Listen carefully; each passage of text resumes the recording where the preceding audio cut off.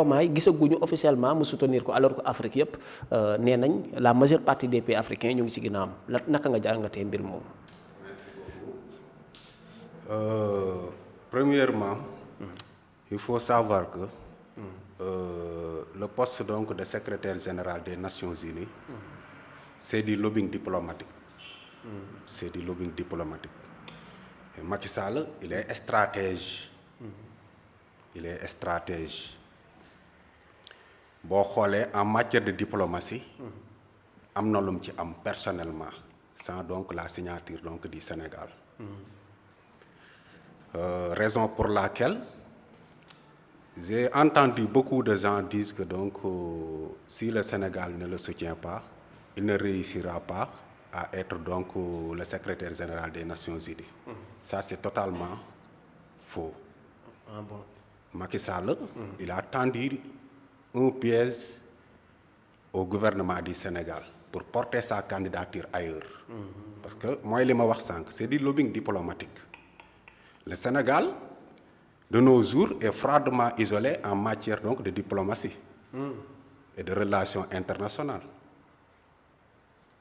S'il porte la candidature donc du président Macky Sall donc comme parrain, c'est dafay paradoxal. C'est pourquoi le président Macky Sall, il n'a pas saisi officiellement l'État du Sénégal pour son soutien. Mais il a informé à l'État du Sénégal donc sur sa candidature. Maanaam dafa leen yëgal ni dina nekk candidat au sein donc du poste de secrétaire général des Nations Unies, mais sollicité wu leen pour ñoom ñu yoral ko promotion yoral ko campagne am jàppale ko. Parce que nag Macky Sall dafa am tàkkusaan yu ko fi fekk. Amadou Hott bi muy xëccoo banque africaine de développement dafa dem ñibbisi ak loxoy kese. Maître Augustin Senghor bi muy xëccoo football bi à l'international dafa dem ñibbisi ak loxoy kese. Loolu lu ko indi mooy dañu am benn recul benn chute donc boo xamante ni dañ ko am en matière de démocratie. Loolu moo tax Macky il a voulu donc poster donc sa candidature ailleurs. Et il l'a réussi. Parce que dafa am loo xamante ne la charte de l'ONU sur l'article 97 daf ko wax. Ce n'est pas obligatoire que la candidature donc soit portée donc par son pays d'origine. Mais un autre pays, un autre État membre peut le faire à sa place. Mais la majeure partie des candidats ont été portés par leur propre pays. waaw dafay fekk réew ba il s'assoit sur la table du monde de la diplomatie. dafay fekk réew ba ay relation dëgër. dafay fekk réew ba ay relation nekk relation yoo xamante ni ma nga fa nga xamante ni fa ne leen waxtaane donc les économiques du monde et les relations. dafay fekk réew ba nekk foofu. Le Sénégal était là-bas. Mais aujourd'hui Sénégal nekkatul foofu. nekkatu fa. C'est un constat que tout le monde peut faire. Diplomatie Sénégal dafa wàcc. Donc raison pour laquelle Macky Sall il a préféré donc aller donc porter sa candidature au niveau donc de l'IA. Le Sénégal on l'a demandé juste donc sa signature. En tant que pays membre. andil sa signature ak kaay nekk le parrain bokkul. ni dañuy def confusion. C'est pas pareil.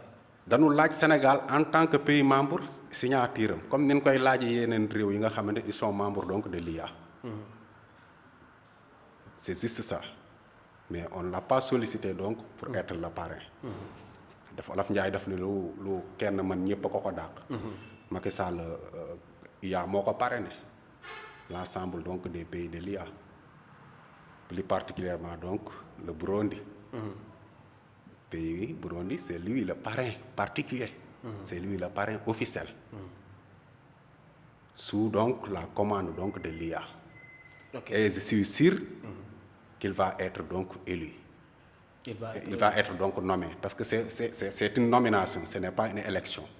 Donc il va être donc nommé donc par le conseil. boo nattee atu yi ak faiblesse yi ñu bëri dañ jàpp ne am na ñu ko jàpp ne le sort du Sénégal ci bilan bi mu jógee dina tax maanaam loolu doon frein ci moom beneen frein bi mooy la majeure partie des. non bu dee si côté bilan Macky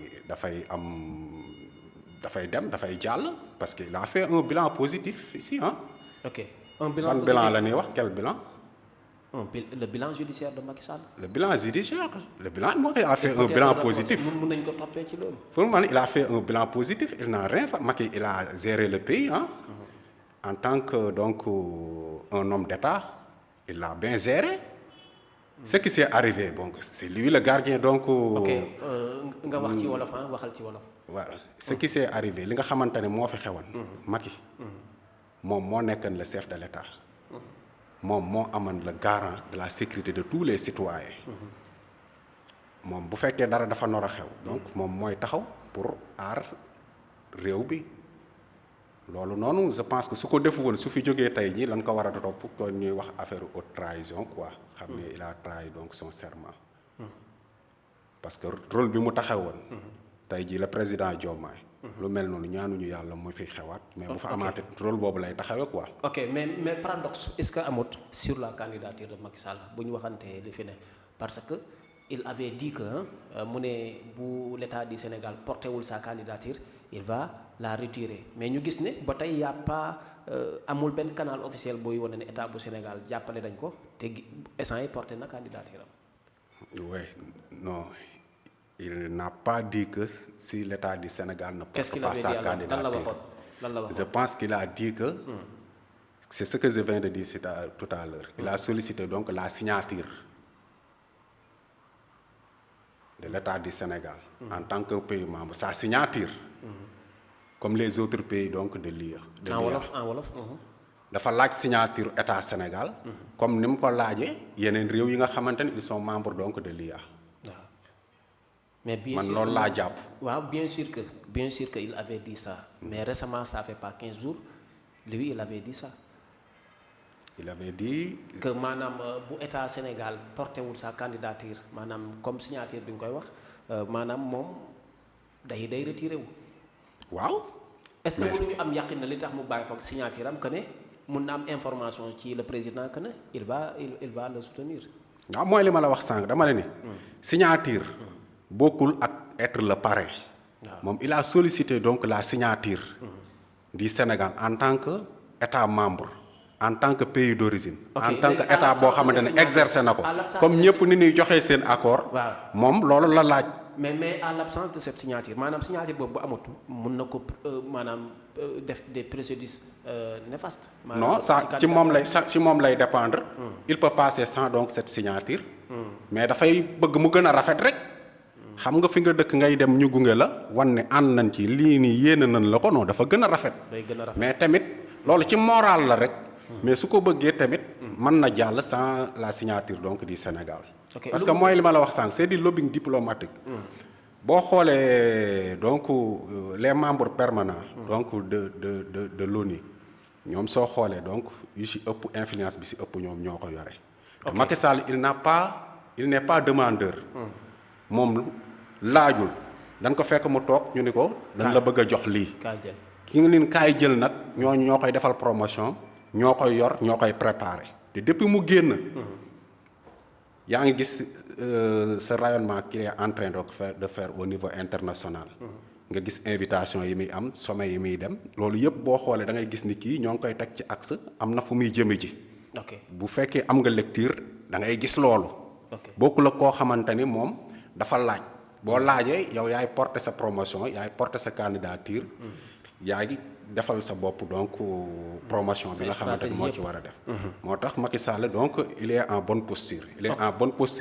et surtout monde bi dafa toll foo xamante ni dafa soxla donc une réorganisation donc les grandes puissances ils ont besoin donc de rétablir le monde parce que gis nañ ni Afrique dafa xaw a am benn sentiment de rupture par rapport ak Occident bi surtout les grandes puissances te Macky il voit que Macky c'est quelqu'un boo xamante bu ñëwee il peut jouer un rôle régulateur. pour boolewaat leen. parce que y a des enjeux économiques. il y a des enjeux économiques parce que l'Afrique c'est la terre de l'or, c'est une terre donc de ressources naturelles. Tous ces enjeux-là, donc les grandes puissances, donc ils ne veulent pas donc perdre ses alliés. Et ils voient donc la candidature de Macky comme une opportunité donc pour reconquérir aussi donc l'Afrique. Enjeu yooyu daf ci am solo. ok daf ci am solo. ok mais slogan bi mu jaay pour ma ñëw ci Papis slogan bi mu jaay mu ne multilatéralisme la bëgg parce que loolu mooy credo bi nga xamante ne bëgg a koy yóbbu ak la pacification universelle du monde ak li nga xamante moo jëm ci wàllum changement climatique mais boo jëlee multilatéralisme moom est-ce que bu mënee demee concept boobu est-ce que ak les droits de veto américains yooyu noonu dinañ ko nangu. Bien sûr, parce que loolu ce sont des combats donc secondaires. Mais d'une manière générale li koy undu mooy comme ce que je viens de dire tout à l'heure boo xoolee donc avec l'arrivée donc de Trump donc il veut donc une reconfiguration donc du monde. ok boo xoolee les membres permanents c'est les États-Unis, la France, les droits de veto. la Russie, la Chine et le Royaume-Uni. boo xoolee ñoom ñoo nekk donc les membres permanents boo xoolee influence bi aussi tamit ñoom ñoo ko. mais loolu malchance la ci Macky Sall malchance la ci moom. non c'est pas ce sont ses amis. non si. tous ces pays que je viens de citer tout à l'heure ñooñu nekk nañ ñoo xam ne dañoo am ak Macky Sall donc une bonne diplomatie dañoo am ay relations ñooñu Macky mën na toog woo président Chine woo président France woo président États-Unis kalanteeg ñoom tooñanteeg ñoom kafandoog ñoom ci appel privé ci appel personnel sans donc la signature donc du Sénégal. ok ou bien les fonctions qu'il a déjà exercées. jërëjëf maanaam loolu nag bu ko amee. donc bon pour mu jàll loolu day yomb quoi. relation bi loolu da ci am solo quoi. parce que c'est une poste de nomination. ok jërëjëf nekkul élection.